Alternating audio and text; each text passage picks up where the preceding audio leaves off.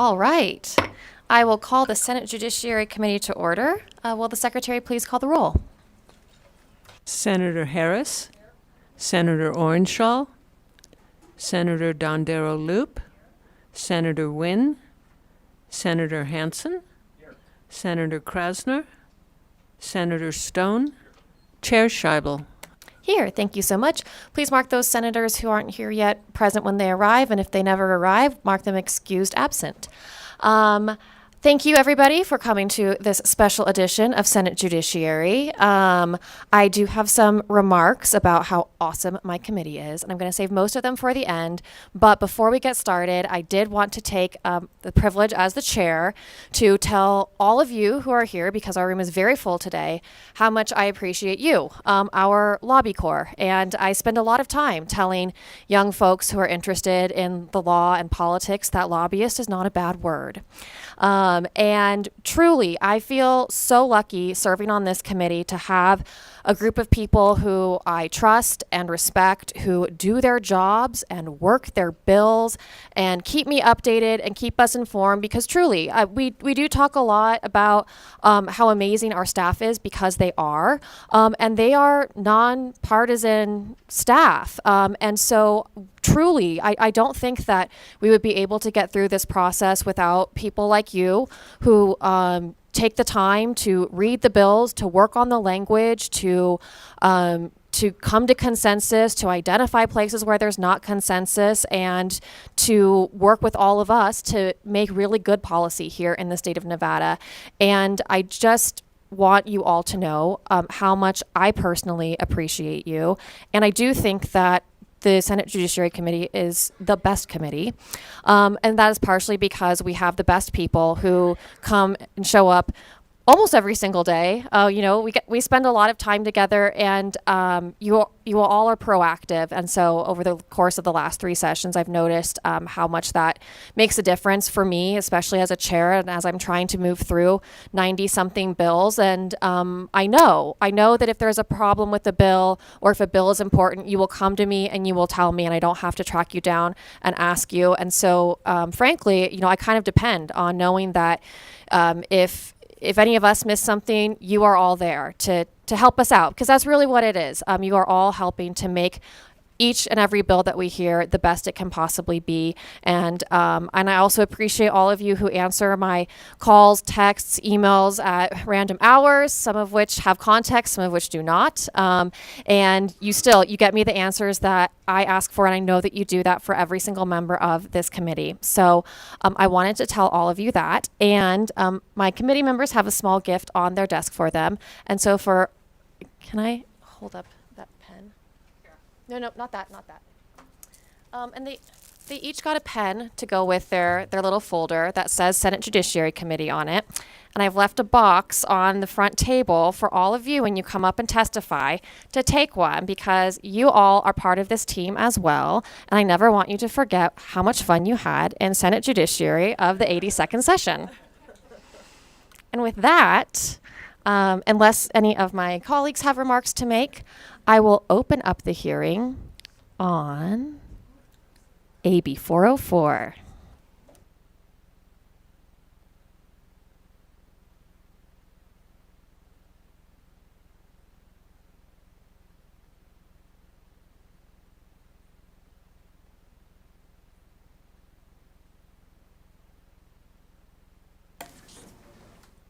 Good afternoon, Madam Chair. Matthew Sharp for the Nevada Justice Association, and I'm here to present an agreed-to amendment to AB 404, hopefully be brief and address any questions. But before I do that, I just want to comment, first thanking this committee, the legislature at large. We know that the issues dealing with medical malpractice are hard fought. They're emotional on both sides. And, with that, we appreciate hospitals, the doctors for their negotiations. Sometimes I tell a client the best deal is the one nobody's happy about. So, but with that, I do want to thank this body for their patients. So let me just go through the agreed to amendment. And it basically there's basically three parts, if you will. The first concerns the increase in the cap for pain and suffering damages. Second, it deals with statute of limitations. And the third deals with attorney's fees. So the first provision, and it's at section 2, and it's page 5, I think, of the amendment. And basically, it just confirms what the parties have agreed to. And essentially what it is the limitation for pain and suffering damages will ultimately cap out at $750,000. And at the point it caps out, there'll be an annual increase of 2.4, I believe, 2.1, sorry. And the purpose of that provision was so we don't have to come back here again in 8, 10, 9 years to deal with that issue. The cap itself will increase $80,000 per year beginning on January 1, 2024, and will conclude on January 1, 2028, at which point at that time the 2.1% will kick in. The second provision will be Section 3, Subpart 2, and this deals with the statute of limitations. The statute of limitations effective October 1, 2023 will increase to 2 years after the plaintiff discovers or through the use of reasonable diligence should have discovered the medical malpractice. That's an increase from 1 to 2 years. There's what they refer to as an outer statute of limitation, and that period of statute will stay the same. The next provision deals with attorney's fees. That's at section 3.5, and it's been amended to state that no fee shall exceed 35% of the amount recovered, which in the parlance of those of us who do this type of work, it's basically the amount recovered as defined by the statute is the amount of the settlement or judgment less things like expert costs. Fee can't exceed 35%. I think the only other thing I didn't mention is that the monitoring of the increase will be, thankfully done by the Nevada Supreme Court that will post that information on the website. So I believe with that, Madam Chair, I think I've discussed the material parts of this amendment, and I'm happy to answer any questions that the committee has. Thank you. Thank you so much. And I should have done this earlier. The amendment is on Nellis, and I think you all got a copy of it as well at your seat. But if any of you didn't, let me know, and we'll make sure that happens. And thank you so much for presenting this. We will go to questions. Senator Stone. Well, thank you very much for the presentation, and I want to applaud the doctors and the hospitals and our legal groups for finally coming to a consensus and kind of making our job a lot easier.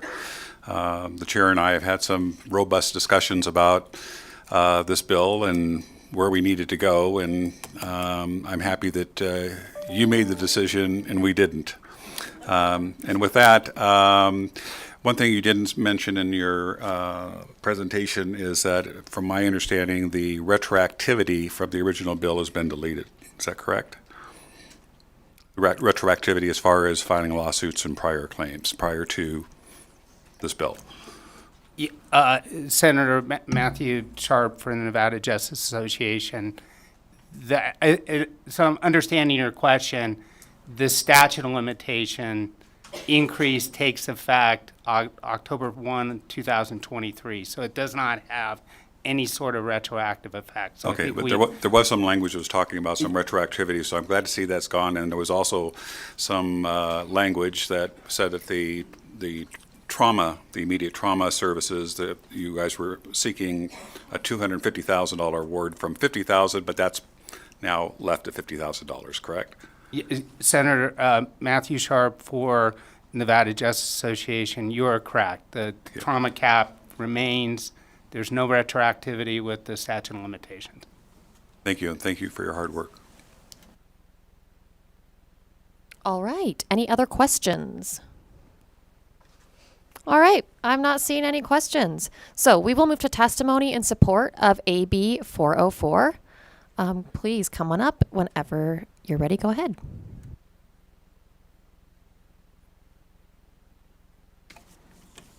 Thank you, Senator Scheibel, members of the Judiciary Committee, Reagan Comas with R&R Partners here today representing Your Nevada Doctors. Your Nevada Doctors is an advocacy coalition comprised of physicians, hospitals, and insurers that for over 20 years has been working to ensure that Nevadans have access to quality health care. Following robust discussions with all parties, we are here in support of the amendment before the committee. AB 404, as amended, provides a reasonable compromise that adjusts the cap on non-economic damages over time to ensure no spike in premiums. The amendment also establishes new limits on attorney's fees and modifies the statute of limitations without causing instability in the healthcare market and provides years of stability and predictability moving forward. I would like to thank all the parties that worked so hard to reach this consensus. Thank you. Thank you. And before you go, I just want to clarify, we did go ahead and post some exhibits on Nellis as we received them leading up to this hearing. There are numerous letters in opposition from members of Your Nevada Doctors. I'm assuming that those, because all the dates on them are well before today. So I'm assuming that everybody is now moved from opposition to support among Your Nevada Doctors. Is that correct? That is correct, Senator Scheibel. I apologize. Those were submitted prior to us reaching our agreement, so those can... And it is not your fault. We posted them, so I just wanted to clarify for everybody who's looking at them on Nellis that they are outdated. All right, thank you. Go ahead, next person in support. Thank you, Chair Scheibel and members of the committee. My name is Jeff Rogan. I represent Clark County, and on behalf of UMC, we're very excited that we were able to come to a negotiation. UMC has always been in a little different boat than everyone else because we are also subject to the sovereign immunity caps of $200,000. So the non-economic damages were not a strong issue for us, but the trauma cap was. And we're very appreciative of NJA and all those parties involved to come to a resolution on the trauma caps. And if you could share, could I take 2 pens? One for John Jones? He left. Thank you. Thanks very much. But Vice Chair Harris is going to check and make sure that John Jones actually gets the pen. I'm going to make sure John Jones give the pen back.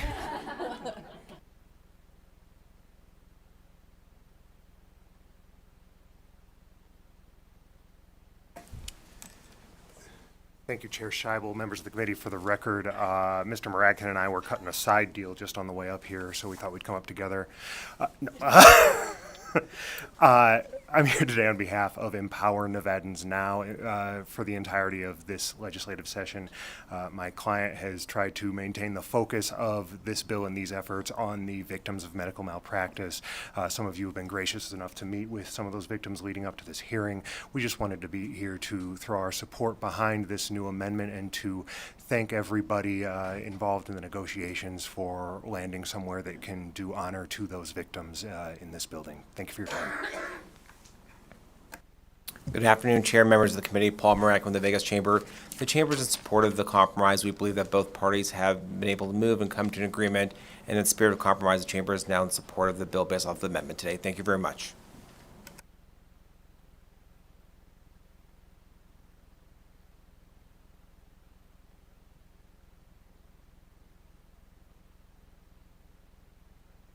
Madam Chair, members of the committee, for the record, Tess Opferman here on behalf of the Nevada Women's Lobby. We are in full support of this bill. We were in support in previous hearings as well, and we're so appreciative that an agreement has been reached and we're able to support all of the victims. We felt that women and minorities are particularly subject to these non-economic damage caps, so we're so grateful that an amendment was reached and we can be in support still. Thank you so much. Good afternoon, Chair. Serena Evans, Policy Director for the Nevada Coalition to End Domestic and Sexual Violence. I think it seems a bit odd for us to be involved in this bill, but we have been working with a group of individuals over the interim who have been violated and assaulted by a prominent OBGYN here in Northern Nevada. And so we are here on behalf of those victim survivors today. Thank you.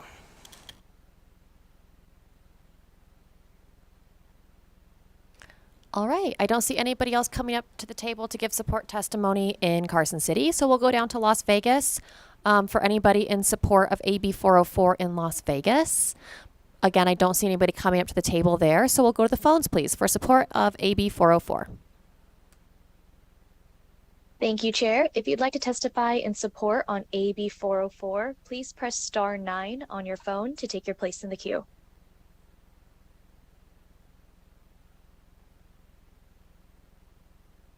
Chair, there are no callers in support at this time.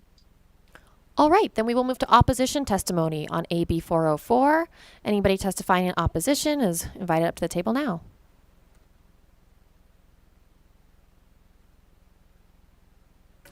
Thank you, Madam Chair. For the record, Susan Fisher with McDonald Carano speaking today on behalf of Nevada State Society of Anesthesiologists. We appreciate all the work that's been done with the stakeholder group and both sides, and this bill is certainly better now than it was when it first came out. But we are still in opposition. Nevada anesthesiologists are still practicing under 1991 Medicaid reimbursement rates. So this is going to be a big hit to them. Thank you. Thank you. Anybody in Las Vegas to give opposition testimony? Not seeing anybody, we will go to the phones for opposition on AB 404. If you'd like to testify in opposition on AB 404, please press star 9 on your phone to take your place in the queue.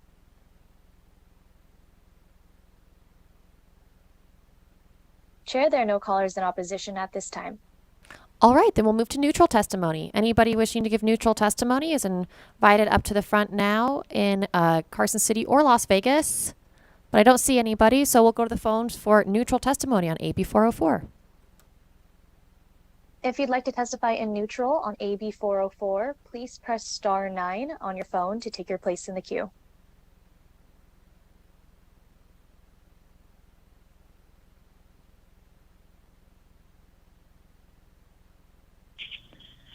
Good afternoon, Madam Chair and the rest of the committee, to the most righteous and transparent committee. Madam Chair, this is Dora Martinez representing the Nevada Disability Action Coalition. I was actually trying to call in support. I'm just going to say we support this bill. Thank you. Have a great Friday.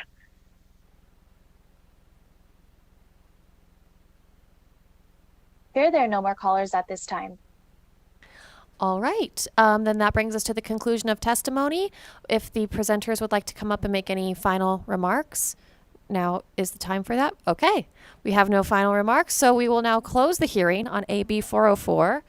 I think we just heard the medical malpractice bill in less than 20 minutes. Yeah, good job, us.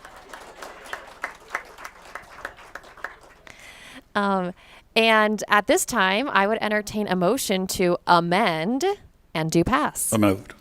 All right, we have a motion from Senator Stone. We have a second from Vice Chair Harris. Any discussion on the motion? No discussion. All those in favor say aye. Aye. All those opposed, nay. All right, with a unanimous vote from those who are present, which is a majority of the committee, it passes to amend and do pass AB 404. I will take the floor statement on this one. And with that, we will move into our, I'll give you a second to, yeah.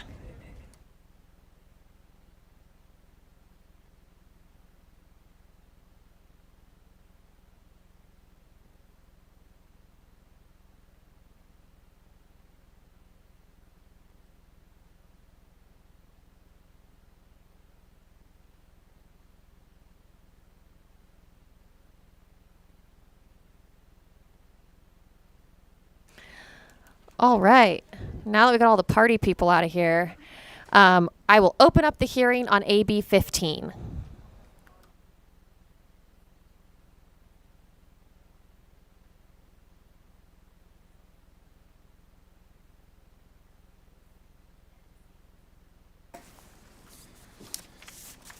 Good afternoon, Madam Chair, members of the committee. My name is Jerry Weiss. I'm the Chief Judge down in Las Vegas in the 8th Judicial District Court. I'm here to present on AB 15. I have my colleague, Judge Kathleen Drakovich from the 2nd with me. Want to introduce and walk you through AB 15. Section 1, subsection 1 clarifies that the current salary of a district court judge is $160,000 base pay. This was put in place by SB 248 during the 2007 legislative session, and our judges have not had a base salary increase, including any cost of living adjustment, since 2009. Section 1 sub 2 creates a method by which district court judges would receive cost of living increases, or COLAs, and mirrors how other elected officials receive their COLAs. In 2005, the Nevada Legislature passed AB 462, which tied the COLA increases of the governor, the constitutional officers, and legislators to the cumulative percentage increase of classified state employees. The language of subsection 2 seeks to apply the same process to the district court judges. NRS 3.030 also contains a longevity provision which allows an additional salary of 2% for each year of service, not to exceed 22% after 4 years of service. Court of Appeals judges also receive longevity, and the Nevada Supreme Court justices receive an equal benefit for their work on the Pardons Board. Since the Nevada Constitution arguably does not permit increases or decreases to judicial compensation during their term, no district court judge would be eligible for the COLA increase unless they are elected or re-elected in 2026. Finally, as is reflected in the fiscal note submitted by the Administrative Office of the Courts, the bill has no immediate fiscal impact, as the first COLAs would not take effect until fiscal year 2027, so it doesn't hit this year's budget. The Nevada Center for State Courts compares the salary of judges across the country, and as of January of 2023, the salary of district court judges in Nevada, adjusted for cost of living, we are currently 45th in the country. And I believe we are the only jurisdiction in the country that has not received a pay increase in the last 3 to 5 years. I want to just summarize by talking about the benefits of the bill. The bill would put us on parity with the methodology in which state elected officials receive their COLA increases. It would provide a benefit to the legislature not having to deal with judicial compensation in the future. Hopefully this is something that will help us so that this is a process by which we'll just have COLAs indefinitely and we don't have to keep asking for increases with the legislature. It will benefit us in recruitment and retention, allowing us hopefully to recruit better, good quality judges and retain good quality judges because of the additional funds. I talked previously about comparison with other district court judges across the country. I think it's important also that we talk about comparison with other limited jurisdiction judges in the state of Nevada. Generally, at least in the 2nd and the 8th up in Reno and Las Vegas, the justice court judges or justices of the peace and the municipal court judges who do misdemeanor type work are generally getting $20,000 to $30,000 a year more in starting salary than the district court judges are throughout the state. So we would ask for your support on AB 15. Any questions? Thank you so much, Your Honor. Any questions from the members of the committee? All right, looks like we don't even have any questions. So thank you so much for your presentation. We will move into testimony in support of AB 15.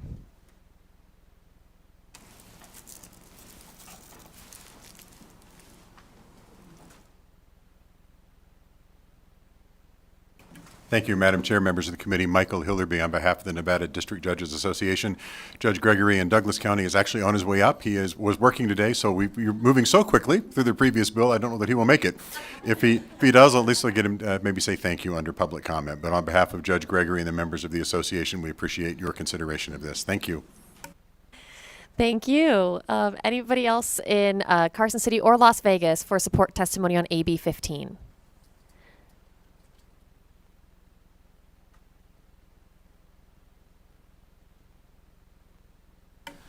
John McCormick, Nevada Supreme Court. We support the bill. All right. Not seeing anybody else coming up to give support testimony, we'll go to opposition testimony on AB 15. Sorry, in person in Carson City or Las Vegas.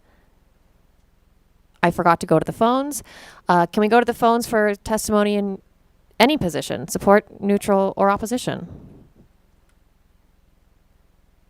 Thank you, Chair. If you would like to offer testimony in support of AB 15, please press star 9 now to take your place in the queue.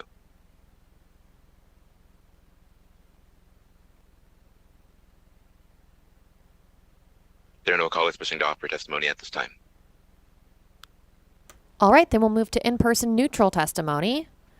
Not seeing anybody coming forward to give neutral testimony. We'll go back to the phones just to make sure that there's no one wishing to give opposition or neutral testimony on AB 15. If you would like to offer opposition or neutral testimony to AB 15, please press star 9 now to take your place in the queue.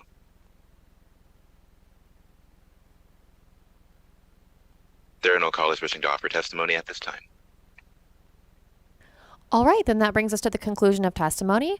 If the presenters have any closing remarks, now is the time, but I don't see any. So we will close the hearing on AB 15 and open up the hearing on AB 16.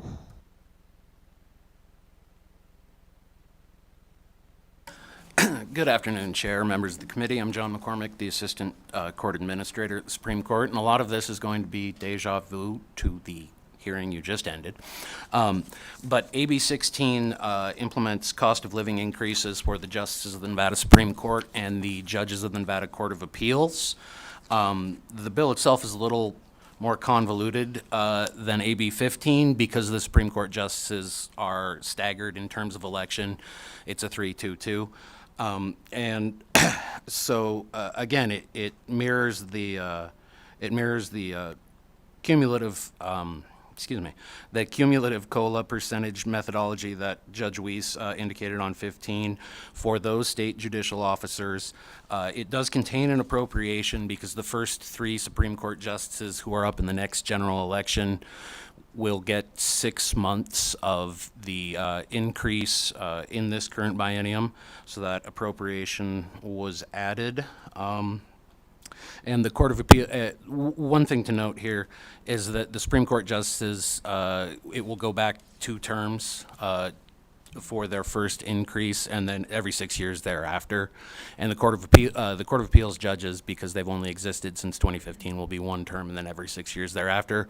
All 3 of them were just elected in the most recent general election, so that doesn't take place until 2029. I'm open for questions if you've got questions or All right. anything else. Any questions? Not seeing any questions. We will move into in-person support testimony on AB 16. You don't, okay.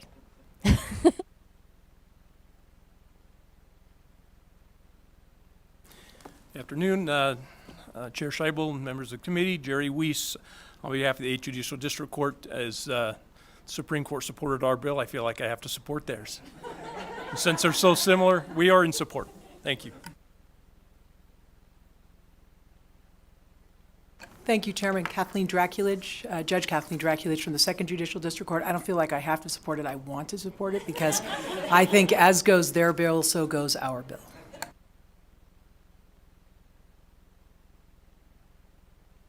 All right, I don't see anybody else coming up to give support testimony on AB 16, so we'll go to the phones for support on AB 16. If you'd like to testify on AB 16 for support, please press star 9 on your phone to take your place in the queue.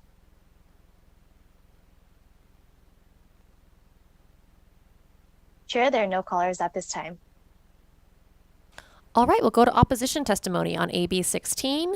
Anybody in person to give opposition testimony is invited to do so now, but I don't see anybody coming up to do that, so we will go to the phones for opposition testimony on AB 16. If you'd like to testify in opposition for AB 16, please press star 9 on your phone to take your place in the queue. Chair, there are no callers at this time. All right, then we will move to neutral testimony on AB 16, starting here in person in either Carson City or Las Vegas. Not seeing anybody coming up to give neutral testimony, we'll go to the phones for neutral testimony on AB 16. If you'd like to testify in neutral on AB 16, please press star 9 on your phone to take your place in the queue. Chair, there are no callers at this time. All right, thank you so much. That brings us to the conclusion of testimony, unless the bill sponsor, okay, come on up. Again, John McCormick for the record. In my quest for brevity earlier, I neglected to express the Chief Justice's regrets for not being able to be here. So just wanted to get that on record. Thank you. Thank you. That's kind of you. Take a pen for her. And with that, I will close the hearing on AB 16, and I'm going to open up a work session on ABs 15 and 16, which we will take on a consent calendar. And I would accept a motion to do pass. All right. I will take the motion from Vice Chair Harris, the second from Senator Hansen. Any discussion on the motion? Senator Hansen. Just very briefly, I remember an extensive discussion with former Chief Justice Hardesty over the problems of retaining good quality judges over the amount these lawyers could make in the private sector is in so many cases so much more than we can offer to pay them as judges that it gets to be a real problem. So I'm very glad to see these bills moving forward, and hopefully we can help retain some of the high caliber people that we have sitting on our benches. So thank you, Madam Chair. Thank you. Not seeing any further discussion. All in favor say aye. Aye. Any opposed, nay. All right. It passes unanimously with the senators present. And I will assign the floor statement for AB 15 to Senator Hansen. And I will assign the floor statement for AB 16 to Senator Orenshaw. All right. That concludes our impromptu work session. And I think I need to go into a 1-minute recess while we find our friends from the assembly. So we're going to go into a recess.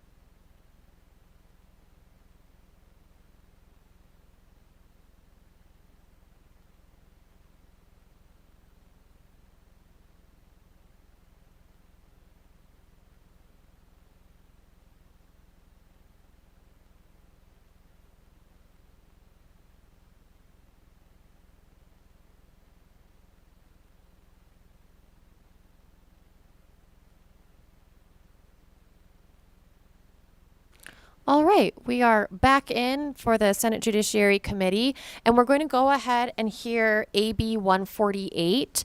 The sponsor, Assemblywoman Marzola, is not available because we're all extremely busy right now, but I understand that we have other presenters here who are willing and able to present the bill, which we very much appreciate. So go ahead whenever you're ready. Good afternoon, Madam Chair and members of the committee. My name is Buffy Okuma. I'm with the Washoe County District Attorney's Office as the Chief Deputy District Attorney, but I come here today representing the Nevada Supreme Court Court Improvement Project, which was behind AB 148. I did want to express on behalf of Assemblywoman Marzola sorry that she couldn't be here, as you recognized, but she did agree to bring this bill on behalf of the CIP committee, which stands for the Court Improvement Program. I think it's important for you to know kind of how the Court Improvement Program committee works.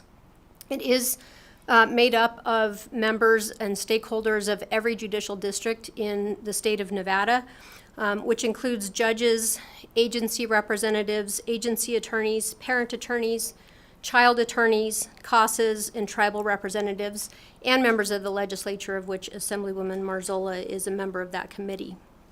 Its focus is on child welfare and improving the court process for families who are in the child welfare system. Just prior to the last legislative session, we formed a legislative subcommittee from the CIP to identify possible legislative changes that would promote our goals of achieving safety, permanency, and well-being for children and families in the child welfare system in a fair and timely manner. We felt that because we had all of the stakeholders in one place, it was probably a good idea to come together through the CIP to propose legislation.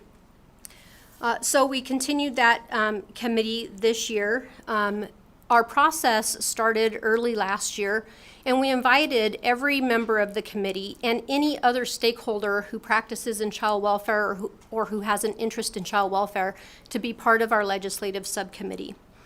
Notably, we only move forward with proposed issues that are through a unanimous agreement of everyone on the committee.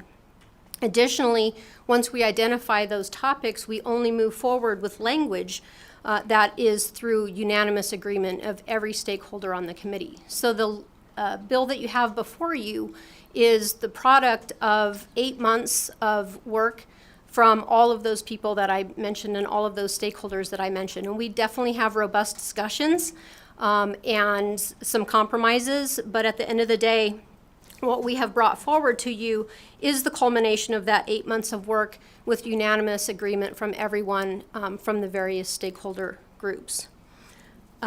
With me in Las Vegas is Gwyneth Smith. She's the Deputy District Attorney with the Clark County District Attorney's Office. She's a Chief Deputy District Attorney.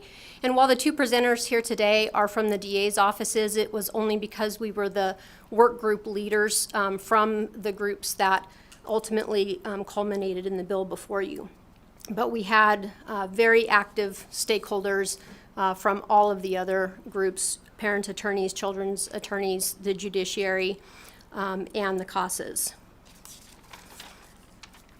We do have an amendment that was proposed. It is Amendment 796.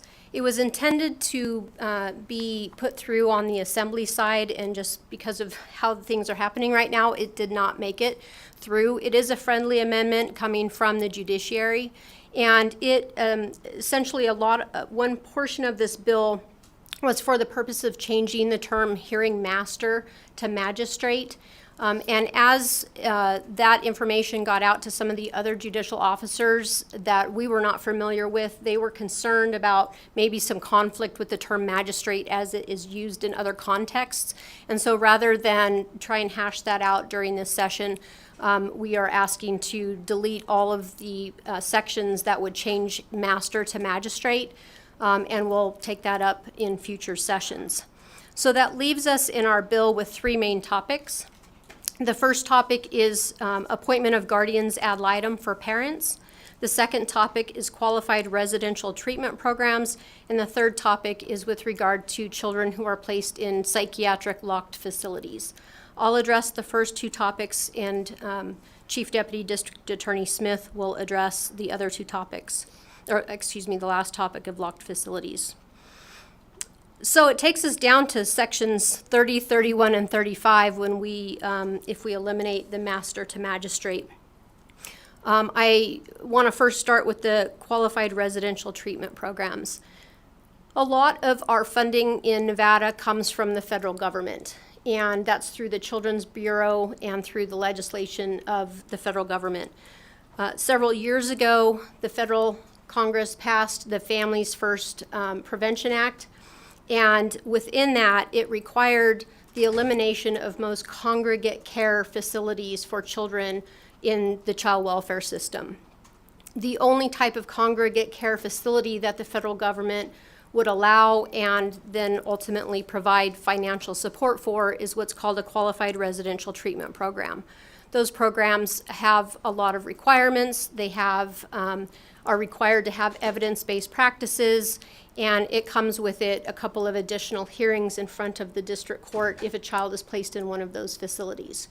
At the present time, we do not have any qualified residential treatment programs, QRTPs. Clark County is looking into being able to stand a few of those up. We do not believe that we would be doing that anytime soon in northern Nevada.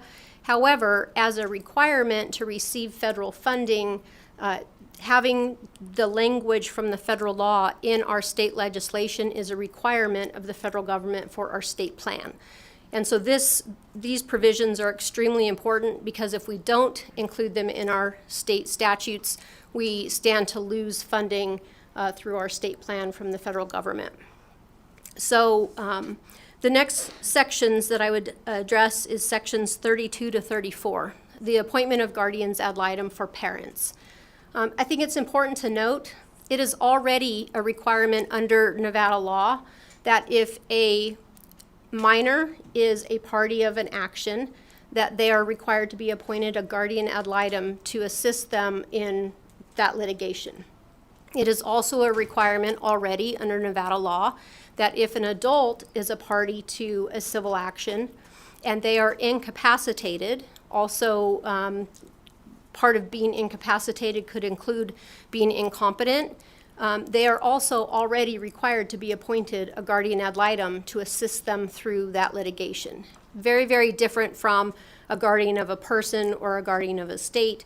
They are just there to help make decisions within that litigation. So we have already been appointing guardians ad litem in 432B cases, but notably there is no process in our statute or in our rules of civil procedure for how that appointment is made. And what we found across Nevada in the judicial districts is it was being done vastly differently from Washoe to Clark to the rural judicial districts. And so we came together and created a process of how we, in our stakeholder group, felt it was best to go about the appointment of that guardian ad litem. Additionally, those provisions indicate the authority and, importantly, what they cannot do. And one of the things that we thought was extremely important was to make it clear that a guardian ad litem in a 432B case or in a termination of parental rights case could not take steps to relinquish the parental rights of that parent or to consent to the adoption, which essentially then relinquishes the rights of that parent. So we wanted to put limitations on that. We felt that if an incompetent or incapacitated parent was in that situation, they should go through the full guardianship proceedings. So those are the key points of the QRTP sections and the guardians ad litem sections. The remaining sections are related to placing children in psychiatric locked facilities, and I would like to turn over to Chief Deputy District Attorney Smith to describe those sections. And good afternoon, Madam Chair, members of the committee. My name is Gwyneth Smith. As Ms. Okuma indicated, I'm a Chief Deputy District Attorney here in Clark County. I have worked on cases involving child welfare for the last 10 years, and specifically cases involving the treatment of children with significant mental health or behavioral health diagnoses. So I just want to start by thanking the committee for your attention to this important topic. These are the most vulnerable children that we have in Nevada, and we need to make sure that the systems that are responsible for their care work as efficiently and appropriately as possible. And I know that this is a busy sprint to the end of session, so I will try and keep my comments brief. I am available, of course, for questions. What I'm going to cover is the portion of this bill that focuses on updating the existing laws that have been in place since 2007 when a child in foster care is hospitalized for psychiatric treatment. It governs what is required in juvenile dependency court, and it occurs in two situations, either because an acute emergency has occurred, the child poses an imminent risk of harm to themselves or someone else and is therefore hospitalized, or because the child has ongoing behavioral health diagnoses that are significant enough that they require longer-term treatment, and they aren't safe at a lower community level of care. So the first thing I want to emphasize, and just piggybacking a little bit off what Ms. Okuma said, is that this arises from a collaborative process from a broad group of stakeholders. So I headed the group working on these mental health statutes, and it was really countless hours of meetings involving stakeholders from across disciplines and across the state. So we had really robust participation from Children's Council, parents' council, DAs, the judiciary, and child welfare professionals, and from across the state, north and south, urban and rural jurisdictions, which while all of us are struggling to effectively meet the needs of children with serious mental health challenges, it can present differently in terms of resources in different jurisdictions. The goal of our subgroup was to, in large part, maintain all of the basic provisions of the process that have already been codified and in place since 2007, and then to use the experience of over the last intervening 15 years to clarify and modernize some terms and processes. For example, making clear the different requirements between an admission that occurs because of an emergency versus a longer-term admission. And it was a collective goal that children's due process rights be robustly protected throughout the court process and that they get access, timely access to the highest quality behavioral health care that is available. So as I said, this version maintains the majority of provisions that were in place and have been in place across the state for the last 15 years. And so to understand some of those basics, it preserves the requirement that when a child welfare agency has a child who requires hospitalization, that agency must petition a court for approval to hospitalize the child. The child has a right to an independent second opinion and a contested hearing with their counsel if they so choose. It requires that the court make a final decision at a clear and convincing standard of proof that lower levels of care cannot safely meet the child's needs at that time, the requirement for ongoing court oversight, and the goal, as I said, was to modernize and refine. So some examples of some changes that we did include in this version. I would say the biggest change is that we split out and made very clear in statute the process from start to finish for an admission occurring on an emergency basis versus a longer-term admission. And that's important because aspects of that process are different. So for example, the second opinion process for a child. That second opinion is focusing on different criteria and has to occur on a different timeline on an emergency admission versus a longer-term petition for hospitalization. These amendments address that. It updates the standards for renewal for longer-term admission, and it really enables all of the participants to have the full procedure and court process laid out in statute. It modernizes terms with current clinical language and other sections of the NRS, so referring to emergency and non-emergency admissions versus acute and residential. Importantly, it expands appropriately the categories of mental health professionals who can render an opinion and provide service to children under this process. So it adds in, for example, APRNs, advanced practice registered nurses with psychiatric specialization as a participant who can render an opinion. And that's important in Nevada right now because, as I know you're aware, we are in a very challenging and even crisis shortage of professionals who can provide care to our children who need it. So that was an important change. It increases the planning and discharge timelines that are required under statute so that we can make sure that children who go into the hospital have a robust discharge plan being developed from the day they are admitted. And it also, where appropriate, makes reference to other sections of the NRS that have been recently updated, including 433A. So in conclusion, this represents a real consensus document, I would say, of all the professionals in the child welfare system dealing on these complicated issues.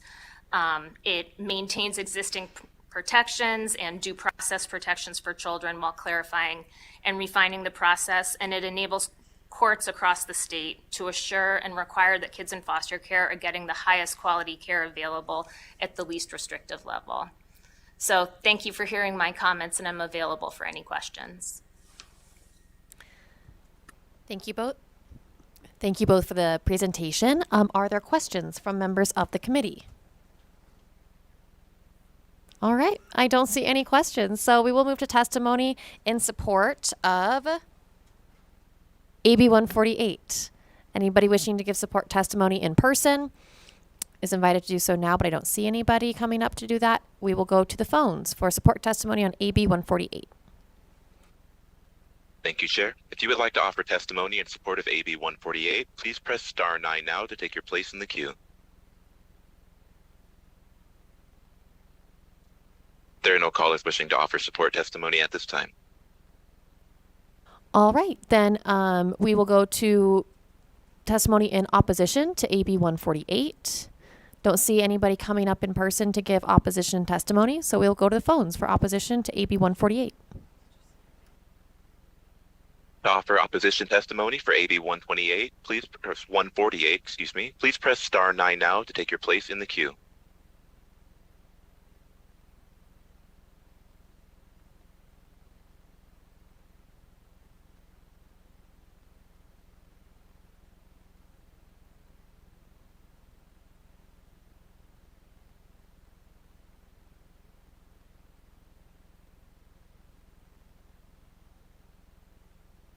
Chair Scheibel, members of the committee. My name is Sean McCoy, and I'm an attorney in Reno, Nevada, testifying in opposition to AB 148. I trust by now you've all received my materials, and I hope to see them uploaded to Nellis shortly. Now, if you take nothing away from my remarks today, except for this, please know that NRS 433A applies to all children, including those in foster care. This is important because 433A governs the initial placement of all children under an emergency admission, and there is no separate process for foster children in any statute. All emergency admissions under 433A must begin with a mental health crisis hold, which expires after 72 hours. AB 148 fails to properly account for the 72-hour mental health crisis hold, which is not extended by an emergency admission. In essence, AB 148 says the child must be released within 72 hours of the mental health crisis hold, except as otherwise provided in Section 54. Section 54, however, does not authorize, does not otherwise provide, as it makes no mention of the mental health crisis hold or the mandatory 72-hour release. Instead, it just creates a process for continuing an existing emergency admission if the child is not released within 5 days of the emergency admission. As 72 hours is shorter than 5 days, the child should be released before Section 54 even triggers. Although AB 148 originally included a direct reference to the emergency admission in 433A, its omission by amendment changes nothing, as there is no other authority for placing children under an emergency admission. The problem with acknowledging that is it means foster children across Nevada are being placed in facilities without a mental health crisis hold. No hold, no emergency admission. The problem with that is it means those children are being placed in direct violation of NRS 432B.6077, which explicitly prohibits such placements without a court order. Perhaps this is why AB 148 seeks to repeal that section. Ultimately, AB 148 fails technically, and because it deprives foster children in a mental health crisis of their due process rights, such as the fundamental right to a hearing, for no other reason than they have been removed from their homes. That is why I respectfully ask that you consider voting no on AB 148 until these issues, as well as those outlined in my submitted materials, have been properly resolved. Thank you for your time and your consideration. That concludes callers in opposition. Thank you very much. And we did receive the opposition materials, and I've asked that they be uploaded to Nellis shortly. Anybody wishing to give neutral testimony on AB 148? I don't see anybody coming up to give neutral testimony in person, so we will go to the phones for neutral testimony. If you would like to offer neutral testimony to AB 148, please press star 9 now to take your place in the queue.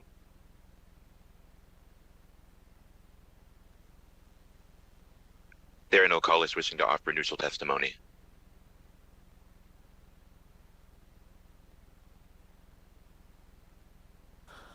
All right, then that concludes testimony on AB 148, right? Okay. And we'll invite the presenters back up to give closing remarks, and I think we may have a question or two for you. Thank you, Madam Chair. Buffy Okuma from the Washoe County District Attorney's Office on behalf of the CIP Committee. A couple of notes. First of all, we really urge the committee to pass this bill. It is our last opportunity to have the QRTP language passed into legislation, which is a federal mandate in order for us to be able to draw those federal dollars for important child welfare matters. Secondly, we did have an opportunity to meet with Mr. McCoy about his concerns about this bill, and I think we just have a fundamental difference of view, those of us who work in the child welfare area and deal with the locked facility provisions and what our interpretation is of an emergency admission versus what it is in 433A. And I just want to make a quick point about that. In child mental health in all proceedings that are not part of 432B, the vast majority of children receive mental health treatment because their parent admits them to a facility for that treatment.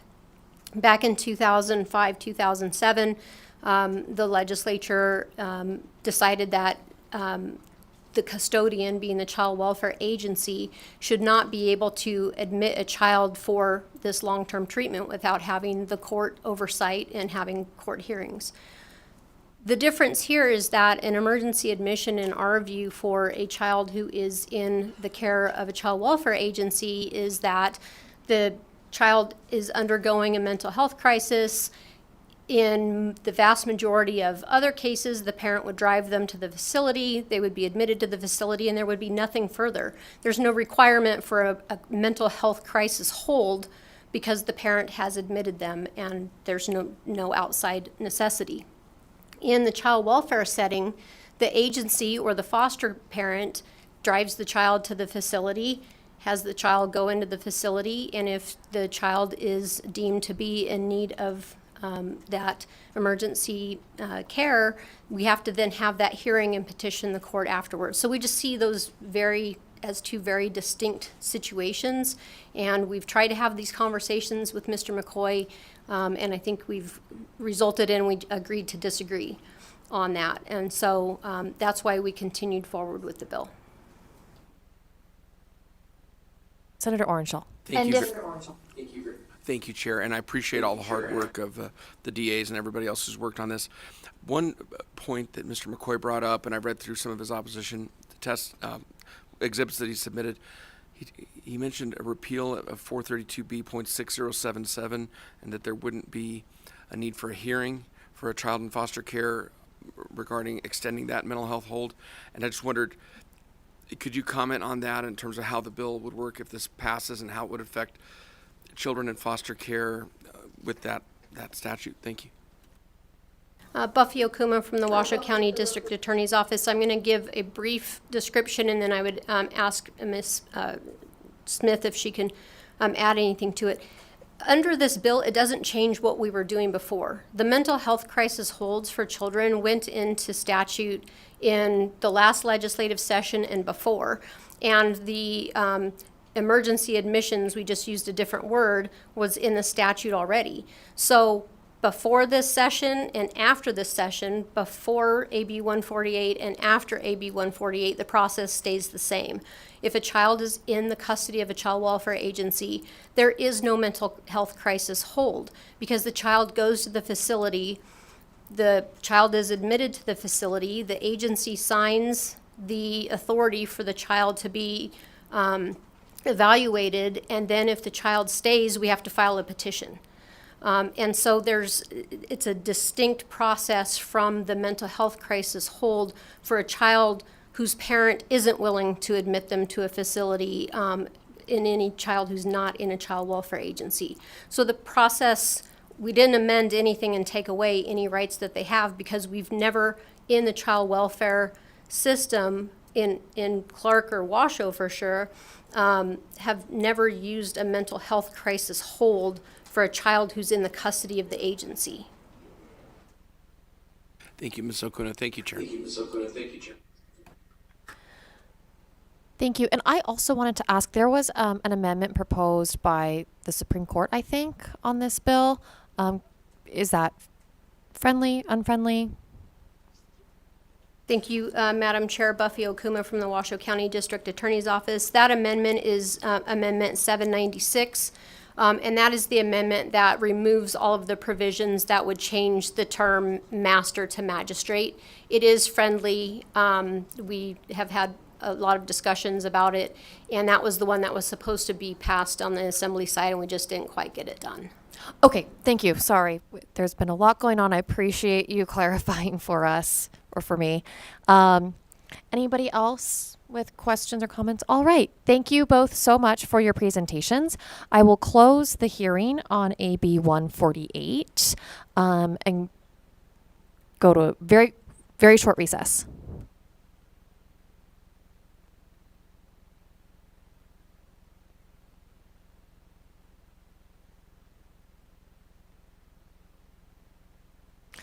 We're back. And I am ready to entertain a motion to amend and do pass AB 148. Amend and do pass. All right. We have a motion from Senator Stone, a second from Senator Wynn. Any discussion on the motion? Senator Orenshaw. Thank you, Chair. I'm going to vote to move AB 148 out of committee to the floor. I just like to reserve my right. I want a little more time to go over some of the concerns that were brought up by the opposition, but I appreciate all the hard work of the proponents and all the other members. All right, thank you. Seeing no further discussion, all in favor say aye. Aye. Any opposed, nay. It is unanimous among the senators present. And I will assign the floor statement to Senator Harris. And with that, we will open up the hearing on, we will open up the hearing on AB 257. I understand that the Assembly is actually on the floor right now, but luckily we have wonderful advocates who are able to step in and help with the presentation on this bill.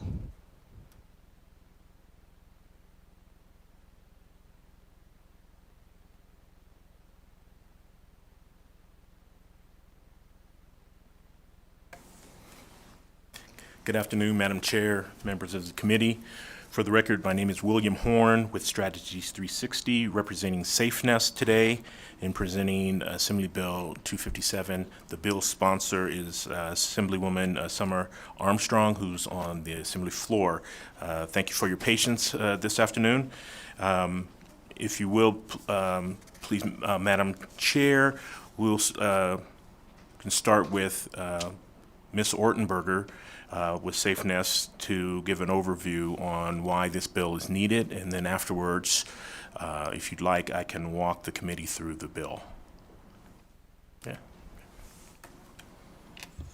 Thank you, Madam Chair. Members of the committee, Liz Ortenberger for the record.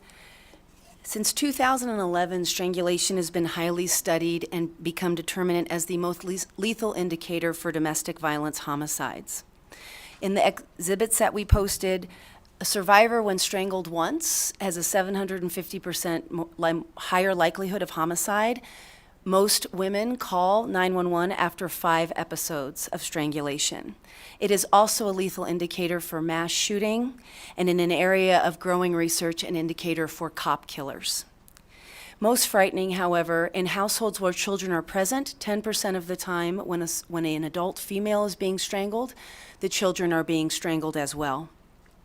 The health effects for strangulation are both short and long-term and can include loss of vision, loss of hearing, ringing in the ears, drooping eyelids, and stroke-like symptoms, and that information is also in the exhibits. However, strangulation 50% of the time, even upon lethal strangulation, has no visible signs. AB 257 is much needed to provide medical exams for survivors and their children who are experiencing strangulation. As you know, Nevada is the 7th most lethal place in the country for women being murdered by men, and that is our 10-year average out of the Men Who Murder Women report that comes out of the Victims of Crime office. We've eliminated the chokehold for police for this reason. It is a dangerous and lethal barrier for our survivors. AB 257 will provide medical relief and possible prosecution avenues for those that are suffering in this space. Thank you. For the record, William Horn, Strategies 360.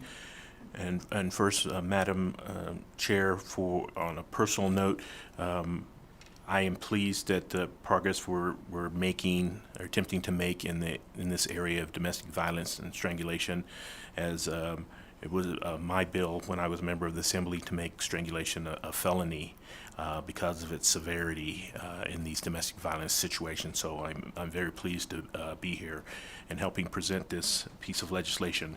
To walk the committee through the bill, in Section 1 is where the changes are. Paragraph 1 is where the county is instructing a county in the jurisdiction of domestic violence. It's a survivor presents for strangulation exam, pay the cost that is incurred by the hospital. In paragraph 2, that outlines that a survivor cannot be charged in the event they present for examination for strangulation. And paragraph 3 provides language on a county that pays these costs may seek reimbursement to the extent that that money is available. In the legislative appropriations, can receive that reimbursement through the state. And paragraph 4, you can't require that survivor file a police report in order to receive an examination or be waived for having to pay for such an examination. In paragraph 5, it does permit law enforcement to collect the evidence in these examinations for possible prosecution, but to be clear that that's not the purpose of the bill. The purpose of the bill is to provide this needed examination for survivors of strangulation and domestic violence. And paragraph 6 are just the definitions of domestic violence by strangulation and this definition for strangulation forensic medical examination. With that, Madam Chair, we'll open for questions. All right. Any questions from members of the committee? I don't see any questions. Oh, Senator Stone. Thank you for the presentation, and I really respect it coming forward, and I'm going to support it. The examination, the forensic examination, is in terms of the victim. Is that something that can be mandated on them, or do they have to agree to that examination? Because many times with domestic violence, as you know, you get hesitancy, and time is of the essence for some of these forensic exams. So what is the process in getting approval for that? Thank you for the question. So we will not mandate the exams. However, as we've been working through the barriers to examination with survivors in a task force that we have with our LVMPD Metro and the DA's office in Las Vegas, what we're realizing is what we need to be able to present is an ecosystem of support. So that looks like, have you been strangled? Here's the access to the exam, here's transportation, here's childcare, and SafeNest in Las Vegas is prepared to step in and provide those so that we can start to collect some real data.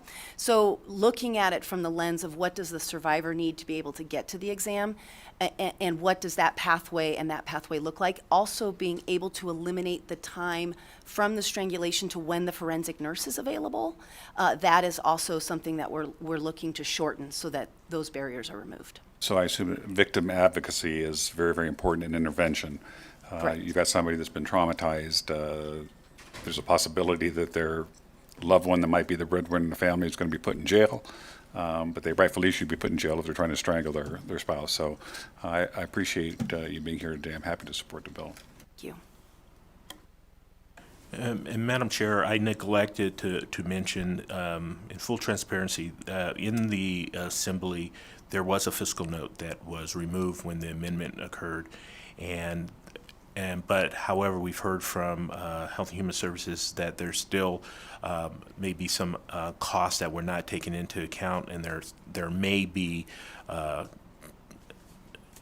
need for funding, and so that I believe they're going to be here to ask that appropriation either be made here or allow them to present the IFC, should whatever the flavor of the committee would be. But I didn't want to not mention that since I knew about it.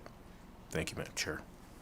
Thank you. I appreciate that. Senator Stone. Sorry, one more thing you triggered that was mentioned, and we talked about that the county can potentially be reimbursed if funds are available. So are we talking about state funds, or are we talking about restitution funds? Where are those funds coming from? So the most likely place would be the Victims of Crime Compensation Fund. Okay. So that would be the fund that would have it. However, the expense associated would be a large expense for that fund. Thank you very much. All right. Any other questions from members of the committee? Okay, I don't see any further questions, so we will move to testimony in support of AB 257.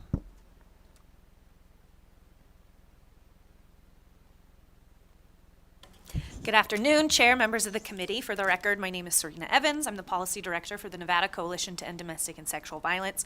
I'll keep it relatively brief. I think my colleague Liz did a great job of going through all these statistics about strangulation, and I just want to highlight the fact that our current systems are not victim-centered. They really place the burden on the victim survivor to seek out medical care, do the research, and so this change in procedures would be a very victim-centered approach, and we urge its passage. Thank you.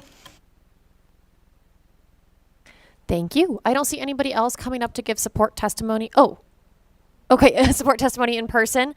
So we'll go to the phones for support on AB 257. Chair, there are no callers at this time. All right, then we will go to opposition on AB 257. Anybody in person to give opposition testimony? I don't see anyone, so we'll go to the phones for opposition on AB 257. Chair, there are no callers in opposition at this time. All right, we will go to neutral testimony on AB 257. I do see some people coming up to give neutral testimony, so whenever you're ready, please go ahead.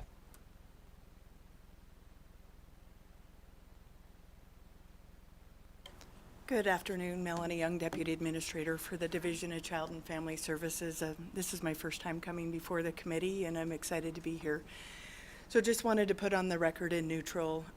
With AB 257, we did remove the fiscal note because when it deleted Section 2 from the bill, we viewed that as that it removed the requirement for the compensation victims of crime to reimburse the counties. And in Section 1, subsection 3, a county which pays the cost related to the strangulation forensic medical examination pursuant to subsection 1 may, to the extent that money is available for the purpose of a legislation appropriation, could receive reimbursement from the state. For awareness, this is a new service that is not included in our budget today. There is a potential that this new service could cause the budget to be depleted before the end of the budget period.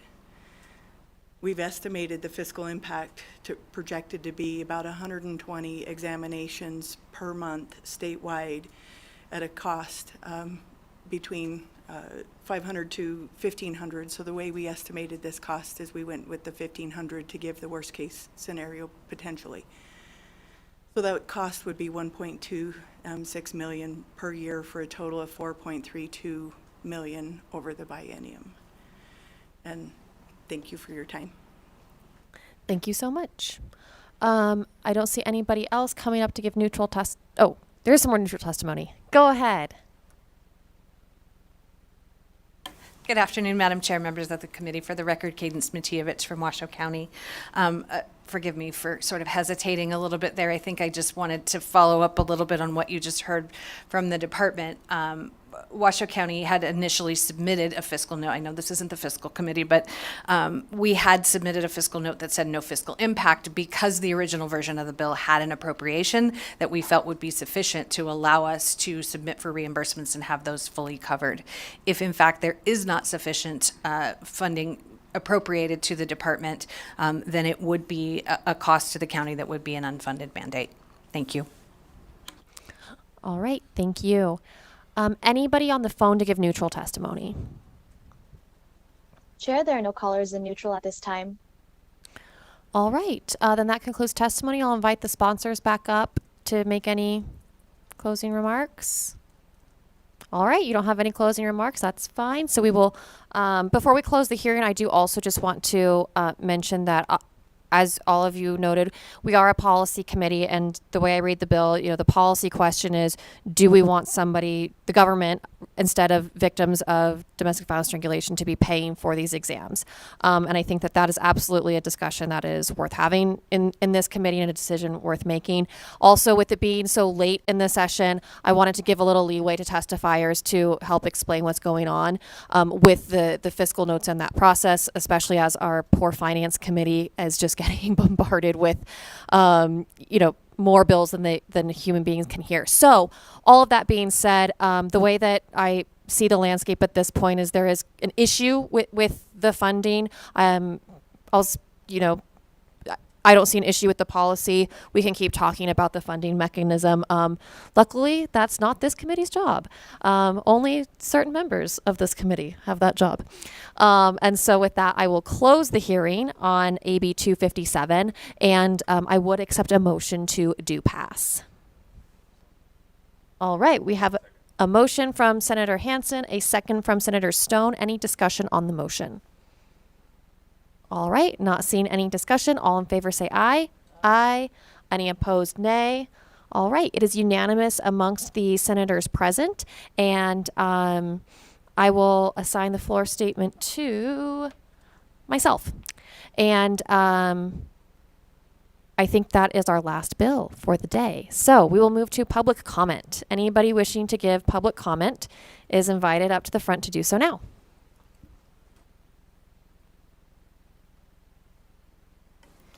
Thank you, Chair and committee members. My name is Nick Shepak. I'm the State Deputy Director of the Fines and Fees Justice Center. I just wanted to take this opportunity to thank each and every one of you for all of the amazing work we did this session. I apologize for not being here for the kind remarks that started this hearing. You can blame Jimmy G's and a need for food on that.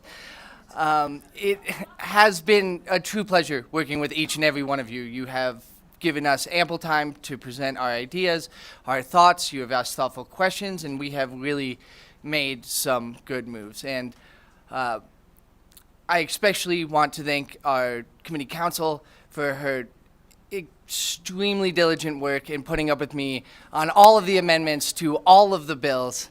It's been an absolute pleasure this session. Thank you all so much. Thank you. And take a pen. Anybody else? All right, well, we'll go to the phones for public comment. Thank you, Chair. There are no callers to offer public comment at this time. Oh no, I think Vice Chair Harris has something to say about people taking more than one pen.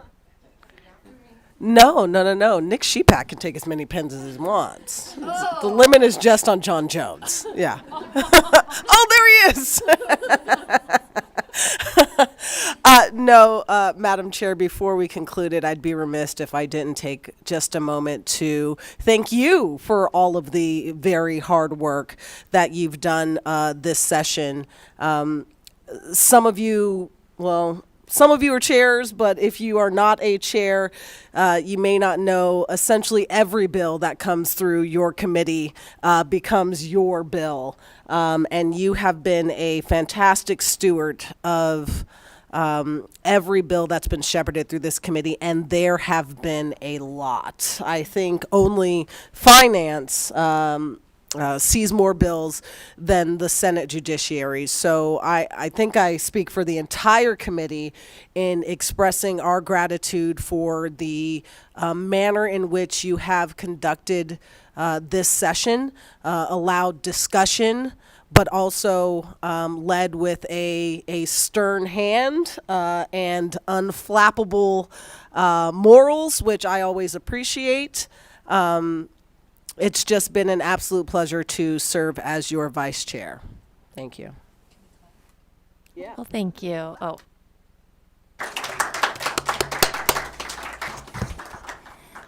Did you, Senator Stone? If you Go don't ahead. mind, Madam Chair, it's hard to believe that 120 days has almost gone by. And I just want to say what an honor and a privilege it's been to serve on this committee with each and every one of you. I find you all very professional. And to our chairwoman, I know you guys don't often like me comparing Nevada to California, but because I have the flavor of two different states, I want to state for the record that the best chair of any committee that I ever worked on in a legislative committee is Senator Scheibel. You've been fair, you've been honest, you've been transparent, you've given the opposition appropriate time to speak. You never cut me off at times, so I think many times you probably wanted to, but it's been an honor to work with you, and thank you for your service.